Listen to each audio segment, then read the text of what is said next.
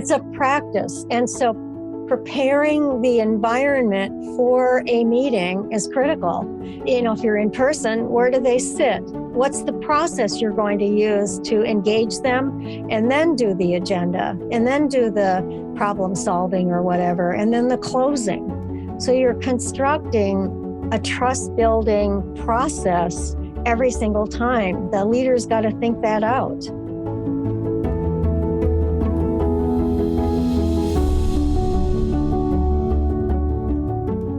Welcome to Empowering Leadership, a podcast from Dorrier Underwood. Join us as we explore new perspectives on leadership and discover what it takes to be effective as a leader. Here's your host, Doug McVaden.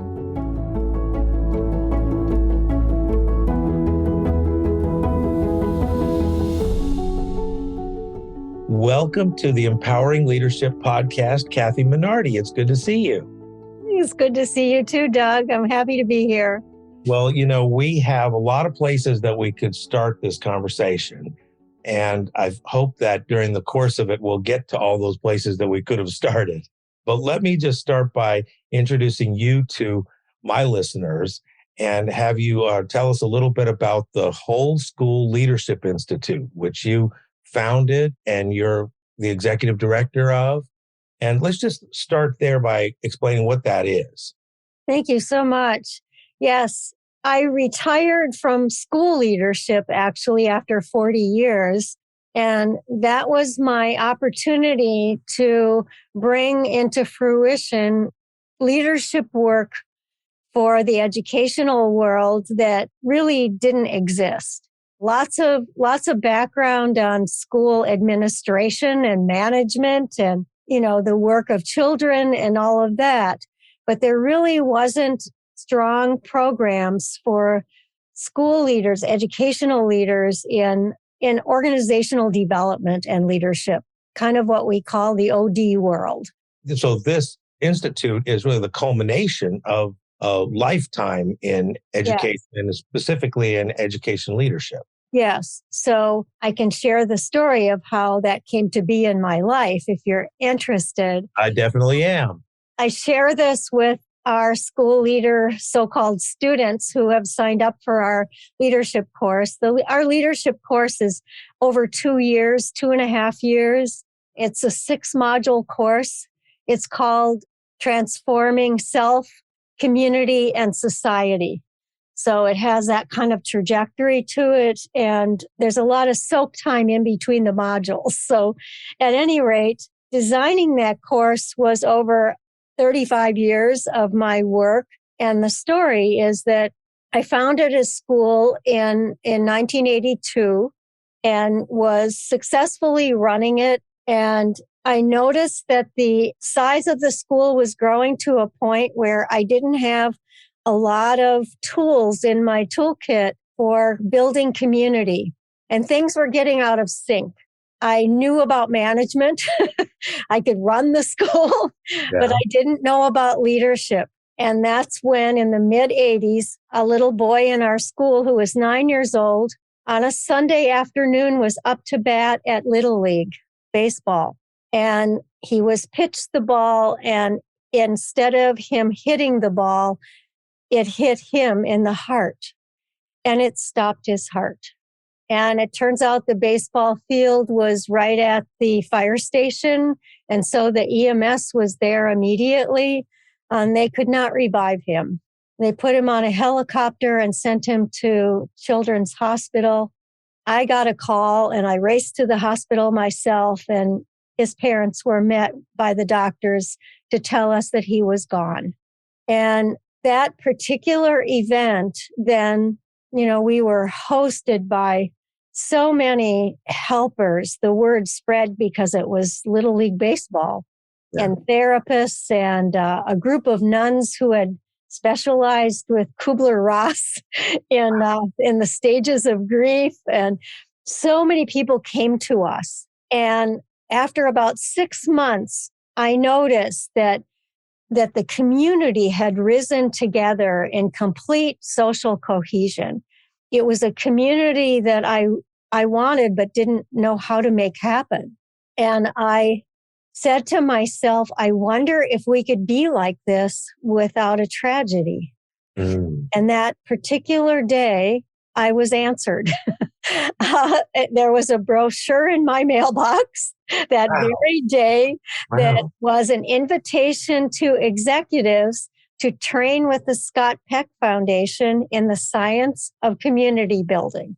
Wow. And Scott Peck, the author of The Road Less Traveled, and say Yes. maybe a little bit about him. In his later life, he became extremely interested in the science of community building. And he wrote 2 books that represent that work. And then he formed a foundation, and a lot of leadership people began to work for that foundation. So I showed up for the retreat. It was put on at a university retreat center, and a whole group of organizational leaders came, CEOs. I was the only educator. They were all CEOs of nonprofits and other companies. We spent the week learning the science and building the community. And at the end of it, we decided that it was so valuable that we would stay together. And we formed a leadership institute then, and we met 3 times a year for 16 years. Wow. For And 16 years. Yes. And we're just now in our old age starting to say we've got to do a reunion, because we've been apart for quite a while. But that group of people had trained at MIT and Harvard and Yale, and with all the greats, with Senge and all the beginning gurus of the leadership field. You're referring to Peter Senge at MIT. Well, what about the science there? Say that part again. You said we learned the science of community building, and we build the community. Talk about the connection there.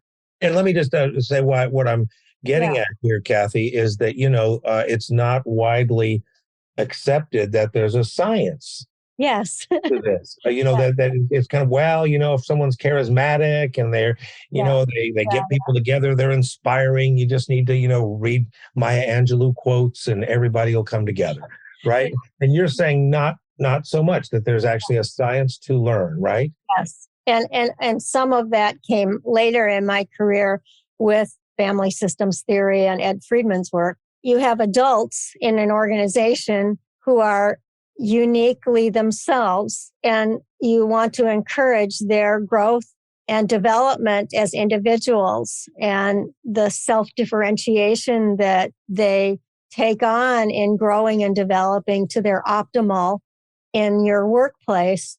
And then you want that group of adults to also come together in ways that can produce a cohesion to work on projects that are successful. You don't want a toxic workplace where people can really contribute, take risks, and make things happen. And that goes for schools as well as any organization. So this is really across all workplaces. And so learning the unique ways to cause that to occur, to solve challenges together, to work generatively together in ways that actually make, a thriving workplace is what that's all about. And so, and calling it a science maybe was a little bit of a misnomer because it's now being researched rather than back then in the mid 80s. But then Senge came out with the 5th discipline and all of the systems thinking, and little by little, the field has been growing. And of course, it's much further along now. What happened to me was that this group of CEOs who were running companies across the country took me under their wing and said, Kathy, you got to go to this. We're telling you go to this. Kathy, you got to go to that. And I started my journey of training in organizational development and leadership behind the scenes and running back to where I worked to try everything out. So I had so many years of my own personal leadership growth. And so, Kathy, take us back to that moment at the Little League game. What was the lesson? What was the insight or the lesson? The insight was that in running an organization, we all need to know the management skills and understandings that are out there to do our work as a leader, but that there's a whole deeper layer of work in guiding human beings in the workplace. And I saw before my eyes, out of that tragedy, this incredible rise in what we call social cohesion, and almost not even having to tell people what to do because they all were so united and unified in the effort to recover from this tragedy. And that opened my eyes to knowing that I didn't know what I was doing. And then something else was possible, that level of cooperation, community, cohesion, and so forth was actually possible in a short amount of time too. I think that's when you told me the story the first time, I was like, oh, like right away, and without any gearing up or prep. People will say, well, we could get to a community, but it would take years of preparation, Kathy. It would take, we don't have the foundation for that. And you say, well, how come then, bam? It was, and then so I think you gave yourself the challenge, it sounds like, to what would create that that's not a tragedy? How do you create that spirit? Yes. That was the question I asked, I think even out loud. I remember it. It was on a Saturday, sitting in my living room and just acknowledging what I was seeing as the patterns in the community, to have it answered that very day with that brochure, which led from one thing to the other in my own growth as a leader. So in designing the course, when in 2016, we formed the course and I brought in a couple of trainers that were ready to learn from me and become trainers. And we launched the organization actually privately as an LLC at first. And then we were given the opportunity to be grant funded to start a nonprofit. And so one thing led to the next, and I was able to choose the board of my dreams. I wanted my board to look like the face of our country in terms of diversity, and I was able to build an incredibly diverse, beautiful board, and we launched the nonprofit. And so off we went. Yeah. And so what's the purpose and where are you, today? Give us a report. Yeah. Well, that's been interesting because of the pandemic. We thought we would always locate in a, big city somewhere, hotel or conference center, and bring in the people in person. And we launched in person in Houston, Texas. And then we worked into the fall in Alexandria, Virginia in person. And then we were planning on Seattle in March of 2020. Oh, wow. And we had to shut down. We had the whole thing planned, several modules coming in, people from other countries. We were really excited about it. We shut down and in April, we opened on Zoom. Wow. And we've been on Zoom ever since. And the organization and the people that show up for our course now are all over the world.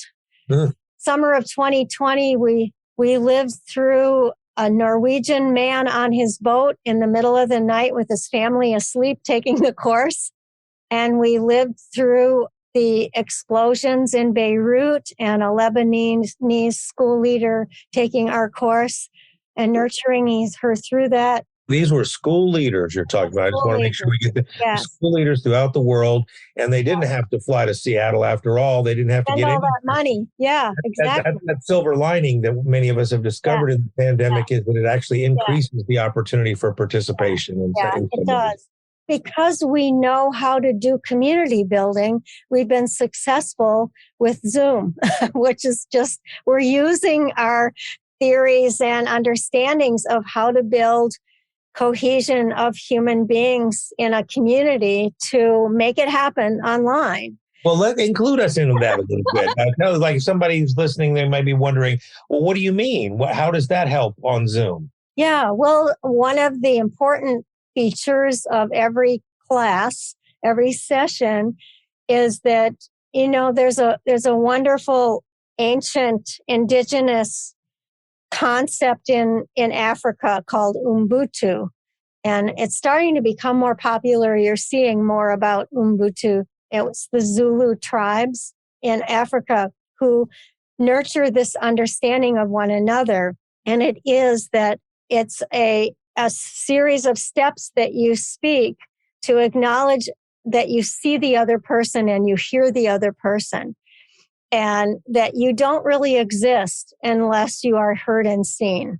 You don't really exist unless you're heard or seen is the premise behind this, right? Behind it in terms of community building. Hmm. And so one of the things we introduce that in the beginning of the course. And then one of the things that we do every single session with every cohort we have is we do quite a long check-in. So we might have 20 people or 15 people on the screen, and each one of them is invited to check in and share where they are this week or share what's going on. And the collective of that is so rich and shares such compassion for one another. Leadership is so hard right now, historically, in our world. It's such a challenge, and it's also exciting, and things sometimes really work out. So people can, differentiate and check in and share, and then they become heard and seen. Well, and also they can offer something or say something that's not on one of the topics that might be very useful or revealing, or but that they wouldn't have said because it doesn't go under one of the topics on the agenda. Exactly. And then another follow-up we do is after each session is we do a follow-up letter that pulls together everything that we talked about in terms of content, and then a link to a reflection Google Doc, so that they can answer reflective questions that really will serve them over the long term. Wow. So we build a reflective practice that people then, take on with them. Let me ask a question that somebody might have about that check-in process. There's so much concern now about efficiency and effectiveness and, people taking up too much time, even though we are able to be on Zoom and not travel. It still seems that people are busy back to back. It doesn't seem to have made life easier. I thought with all that lack of commuting, people are going to have vast tracts of time that they won't have anything to do. It's the opposite. People are back to back, overlapping, and that sort of thing. So what is it that you are saying there about that check-in that makes it worth the time? Because I hear you must be saying it's worth it, but that's like half an hour or 40 minutes, right? Sometimes it's 40 minutes, but it's usually 30 minutes. And we include that in our planning. And you can't build a community online that, people are building bonds with one another so that they can further share and contribute with one another unless you have built the community.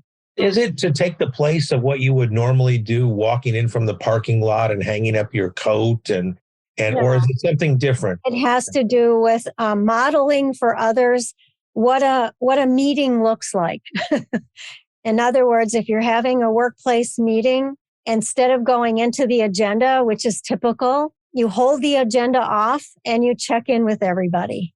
And that builds the bonds and the trust and the connections. Something happens in your body. You were talking about that this is the science part, that you actually a chemical gets released in your brain that doesn't get released if you go right into the business. Exactly.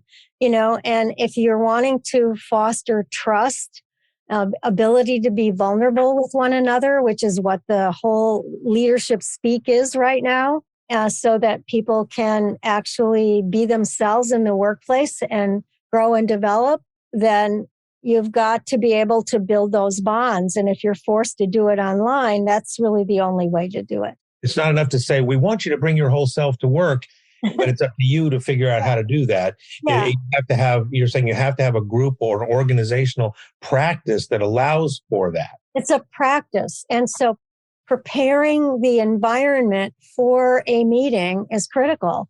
Right. Where do people, if you're in person, where do they sit? What's the process you're going to use to engage them, and then do the agenda, and then do the problem solving or whatever, and then the closing. So you're constructing a trust building process every single time. The leader's got to think that out.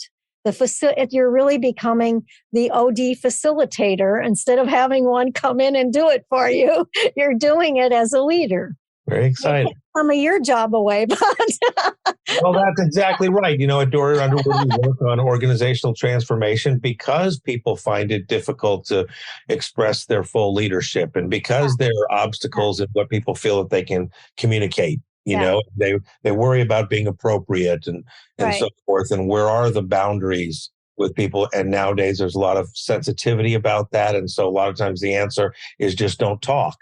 That causes its a whole own set of problems, right? Talk to me a little bit about how the approach that you're taking with the Whole School Leadership Institute addresses some of these issues of the current day, of the modern day. yeah, we're practicing what we're preaching. We're enacting in our sessions, in the delivery of the content, we're acting out and giving people a chance to actually experience alive what it would look like back in their organizations to deliver this kind of way of working.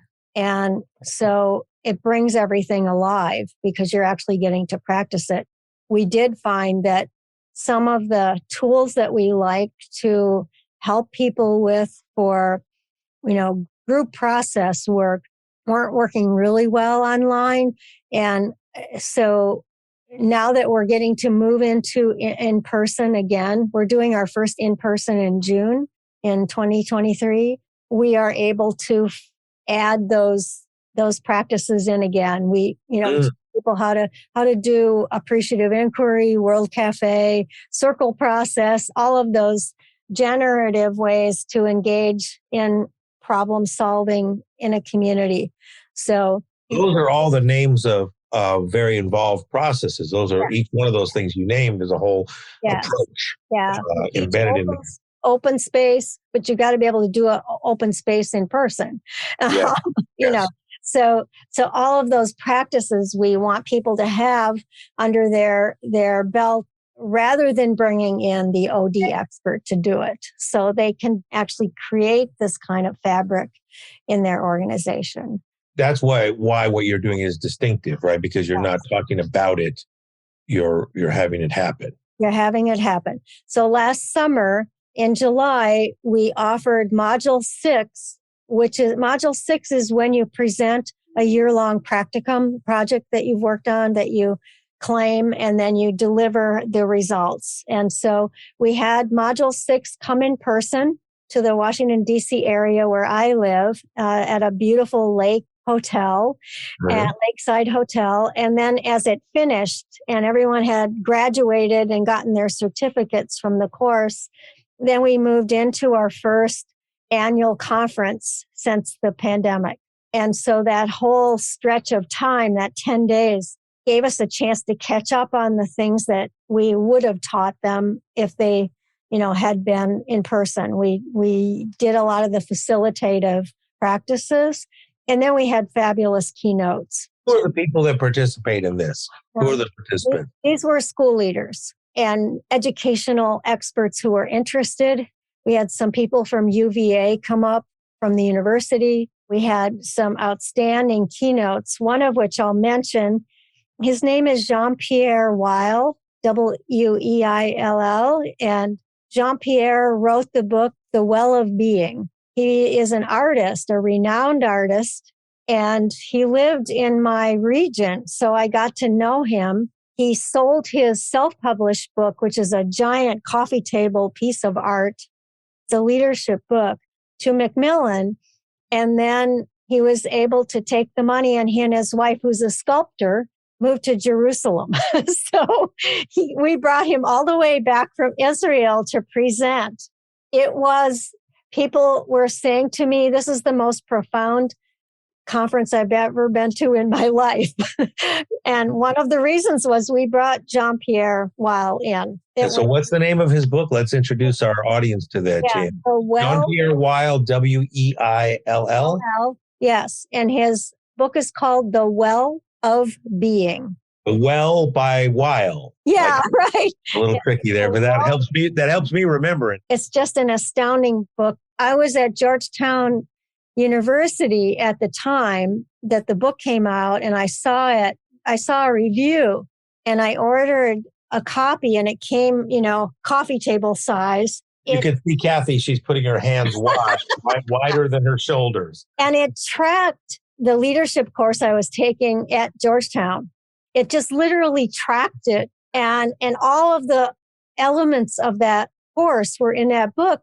So I called a buddy of mine who's a lawyer in Baltimore and said, "You're not far from where he lives. Go see if you can get a hold of the book," because it was self-published. And he met with him in his studio, and he gave us copies for every one of us at Georgetown in the course.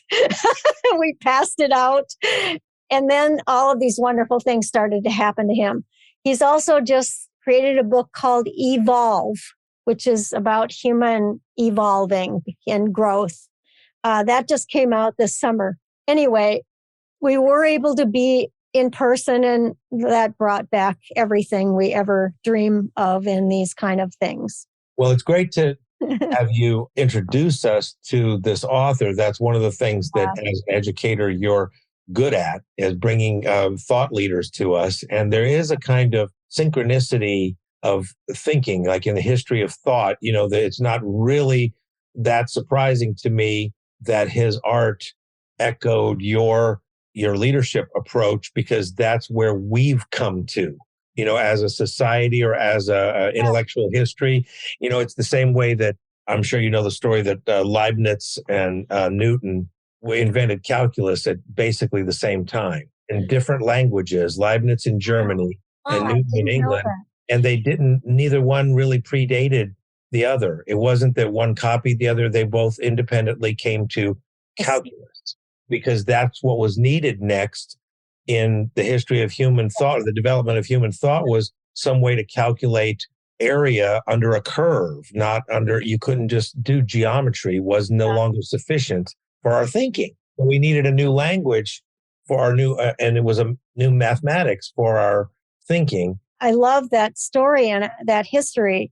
And yes, I think that, just in the leadership field alone, that synchronicity is happening. It's just, there are, starting with Laloux's work, Reinventing Organizations, and that's just taken off in a whole other direction.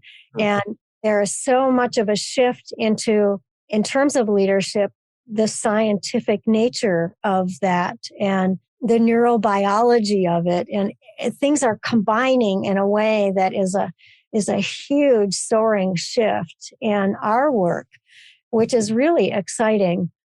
And another thing I think about is at the beginning of the pandemic, Robert Kegan, who's another one of my wonderful gurus at Harvard, was doing sessions with Minds at Work, which is his company. He did one from home at the beginning of the pandemic that was very vulnerable on his part. And he spoke about going back into the Black Plague, and that out of that, it took about a year after it was over, and there was this enormous rise in interest in exploration, and in and also the rise in peasants becoming in charge of their lives and starting businesses, and the rise of so many wonderful things. The whole idea that you could empower yourself, right, rather than be empowered by a king, dominated by another. And so that led to that rise. He was describing all these things that happened shortly after the pandemic, a few years later. And he really had a list of that. It's on YouTube, actually. It's wonderful to watch. Robert Kegan. Talking about this idea that when the pandemic or any epidemic happens, that something gets destroyed in a way which allows for something else to emerge, right? Yes. Because the existing agreement about how things are is suddenly upended. It's not that way anymore. Exactly. And it allows that synchronicity to soar. So exactly what you're talking about. Great. Well, the other thinker that you introduced me to that I want to bring up is Edwin Friedman. Yes. And the great book that Kathy brought to Dorier Underwood, and therefore to all the people that we touch, A Failure of Nerve. And what a seminal work this was that I didn't know about. So this is why I like to bring it up and be a little bit dramatic about it, because when we discovered this book, I don't know, 5 or 10 years ago, we were all stunned that we didn't know about it and that we weren't using it all the time. Tell us a little bit about Friedman and about your relationship to him and his work. That was another fortunate legacy in my leadership. The first one talking about the beginnings of my work in community building through all these CEOs that I knew. And then I was called to come to Washington, D.C. to run a private institution there. I put my hat in the ring and I got the job and I came. And my first phone call of greeting in Washington, D.C. was from another leader, a school leader, who invited me to join a group of leaders who were reading Failure of Nerve and studying Ed Friedman's work. And I had never heard of it. And the reason you had never heard of it either, Doug, at Dorrier Underwood, is that it is kind of a alternative in psychology. Psychology is so focused on pathology and the identified patient. Trying to cure a condition, trying to find some dysfunction There's something and wrong make it with functional. Yeah, that's the focus. And to bring you to health. So yes, it's totally understood and wonderful. But what there hadn't been focus on, and it's still kind of an alternative in psychology, is that there is such a thing as a family system. And a family systems theory is applied to a family as a unified emotional unit, but it's also incredibly valuable as an emotional unit of a group in a workplace. Your employees are actually a family system. So I was invited to join this group. We worked with a family systems therapist for 20 years. and we studied Ed Friedman's work. He had just passed away. And Ed Friedman was a rabbi in Washington, D.C., whose synagogue, his congregation had built so large, he didn't know what to do. It was kind of like me back there when I didn't know what to do with all these people in my school. And Murray Bowen had just formed the Bowen Center at Georgetown University. So Dr. Murray Bowen in the 50s was given a large grant at NIH. You all know NIH, that's where Fauci is, to study people with mental illness, particularly schizophrenia. And these were people who were hospitalized with their illness. And he came in to do this grant and execute this work. And instead of working with the patient, he began working with the family unit of the patient.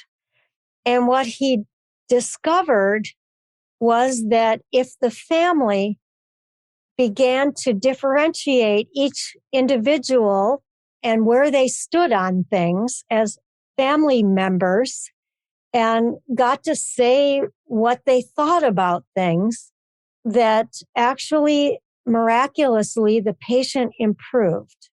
And what he discovered was that there is an emotional field that runs through all humans and mammals.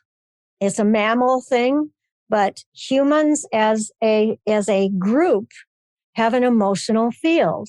And we can impact that emotional field in a positive way, or we can impact it in a negative way. Yeah, it's really interesting what you're saying about mammals, because I have a lot of deer in my neighborhood when I walk my dog, and my dog has a reaction, and it's kind of an emotional reaction, and the deer have a reaction, and it's an emotional reaction. It's not really a fear reaction. They know I'm not going to get them.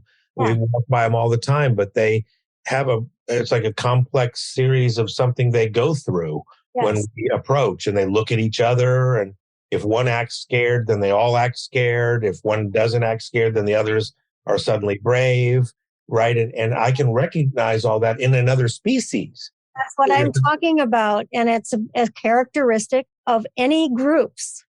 And so the workplace group is a family system. And not ever treated like that. It's always like, this is the problem employee. He should get some private coaching, or this is the problem child. He should get a psychiatrist.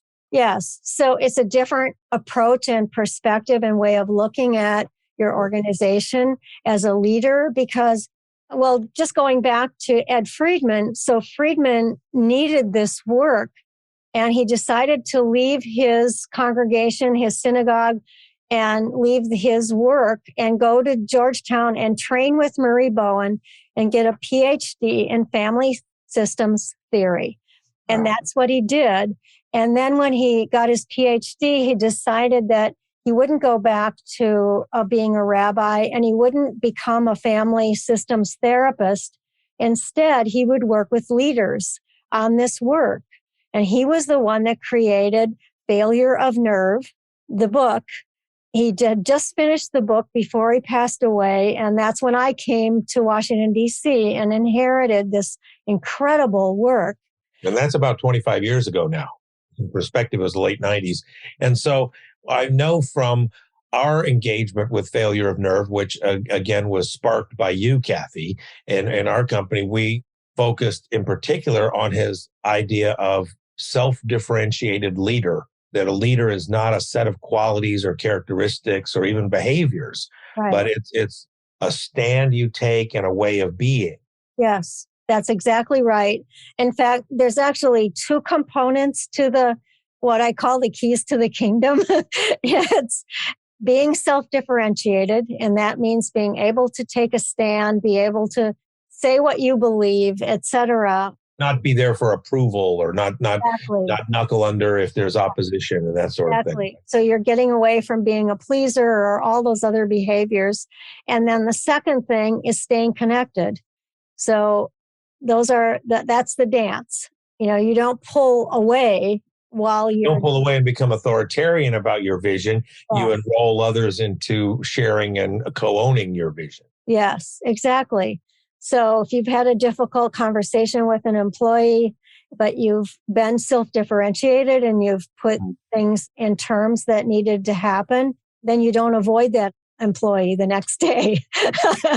So that's the keys to this in terms of making a positive impact on the emotional field. That emotional field is operating constantly. In the book, page 148, I think it is, in the latest edition of it, is a 2-page story that Ed Friedman writes on the virus. And it looks exactly like COVID. Looks like it was written for now, and he was been gone Yes, for years. yes. There's just a caveat that I do want to say in terms of anybody getting the book. He wrote it in the 90s before all this work on empathy came out. He puts down being empathetic, but what he means by that is don't enable someone to keep on limiting themselves. Yes, and I think he calls it the fallacy of empathy. All empathy is not equal. And then the other, while we're still on Friedman, the idea of bringing a non-anxious presence turned out to be critical. His articulation of that was perfect. It really crystallizes what we think is important in the corporate world, especially. That's a big part of our course as well. And so in one's self-differentiation, in treating that emotional field, well, there's never been a level of anxiety higher than now, historically. And the rise in anxiety in the workplace at times, there's times when that just happens, when there's challenges, the leader must retain a non-anxious presence. It just becomes part of your name. And the practice of that, you might need some coaching and some help for, but the practice is keenly developed because non-anxious presence will automatically lower the anxiety in the emotional field. Well, it's very interesting that you say all that after the conversation we had about mammals, because you can connect these things. I'm on the edge of seeing a connection between, the way that lead wolf in a pack might be, or the head of a herd of deer. You don't think of that animal as being frantic or hectic or darting around. You think of them as somehow being calm or surveying the the environment. There's something that we identify that's even transhuman, right? It's not just something we do. We recognize it in nature. Yes. As valuable. Just recently, there's been work in the systems of trees in the forest that actually send through their fungi the call for help. And other trees underground are sending them the nurturants they need. I mean, this is so inherently part of nature, and humans are included in that. And we see it in mammals for sure. The research, you can Google it, I think, that scientists did with a herd of cows in a field. One cow goes up to the electric fence and gets zapped. And within 1.5 seconds, the entire herd is anxious. Wow. That's how it spreads. So this non-anxious presence is so critical. It's so important. So it's starting to sound to me like Buddha was a scientist after all. Yes, that's true. That's good. Be calm. That's my haiku for the day. I love it. Well, that's great, Kathy. Well, so great talking to you and reconnecting with you and what your institute is up to. Give us a little preview of what the future holds. When you look forward the next few years, this huge disruption, what does the future hold, do you think? Yeah. Well, interesting is that we started with our niche, which was school leadership, because this area is not part of school administration at all. And so we've built a huge clientele in that area. Somehow the word is getting out to other organizations that are not school oriented. And we're being contacted to provide leadership training through our course, which works everywhere. It doesn't have to be a school. We're being contacted now to do that with other organizations nationally. So I can't really say what it is right now because it's not completely finished in the planning, but we've been contacted by a large national organization that wants to position their leaders across the country in this training. It's growing. It's catching on, you could say. And then let me ask you this, since we've talked so much about other people and your work with other people, what are your current practices for, keeping yourself centered? What do you have anything like what? That's hard. But that's where I know that it starts at home. So tell us a little bit about what you do. Yeah. Well, probably two things I could say. One is that in my later years now, I'm starting to think back into my childhood and just relating my childhood to my work. So I've enjoyed journaling and thinking through that, and writing. The founder of your organization has helped me with that a little bit. Yeah, Nancy Dorier and her writing workshops. That's right. Yes. Well, Kathy, where did you grow up? I grew up in Minnesota. I grew up post World War II. My father came back from the war and I had been born. He was a young man, was able to get a house in the country. And I realized that my parents were both orphans. They met in high school and married, and they didn't have an understanding of how to be parents. They just did their best. And what they did do was give me a ton of freedom. And because they didn't know to be hyper vigilant. and so all this freedom gave me so much agency as a young person. I had some incredible opportunities. Not the typical story. It's not at all the typical story. I could go on to it for a long time. Yeah. Amazing story, really, my childhood. What you said is you're connecting it now to your work. Well, for one thing, I was closely connected to World War II through my father's bringing back things from the concentration camps and experiences there. And then in 1962 in high school, I was awarded an AFS scholarship to Scandinavia to be a foreign exchange student. This was 16 years after the war ended, and Hitler had occupied Nazi Norway. And that was brought to my attention through the citizens of Norway that I was living with. So that whole World War II conundrum, of course, now we're in a war situation in Europe again. And so all of that gave me a very deep compassion and understanding of dignity and the rights of all humans. So that's a big part of my work and my life. And then I guess what I do for myself to nourish myself is I go to the gym and train, and I walk my dog miles and miles and miles. I try to get in my steps. And actually, I'm not commuting anymore. So now I get to see all the deer in my backyard. I actually have experience of deer in my neighborhood. No I don't think I was saying that a few That's really years ago. true. The deer in our yard eat all our bird seed. So they come every day. Well, it's been delightful talking to you. Best of luck in the future. And thank you for being on the podcast Thank today. you so much. Okay, take care.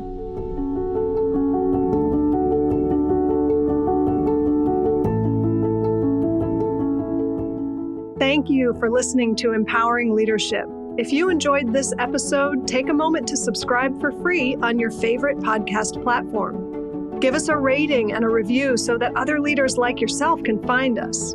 Sign up for Dorrier Underwood's email newsletter by visiting us at dorrierunderwood.com. Dorrier Underwood serves visionary companies who are serious about realizing their dreams and who are unwilling to settle for incremental results. Our clients are looking for breakthrough results and a deeper sense of satisfaction and fulfillment. To learn more, visit us at dorrierunderwood.com. That's it for now. Go forth and be amazing and take good care of your people. Empowering Leadership is produced by Dorrier Underwood and Andy Go of Gojo Studios.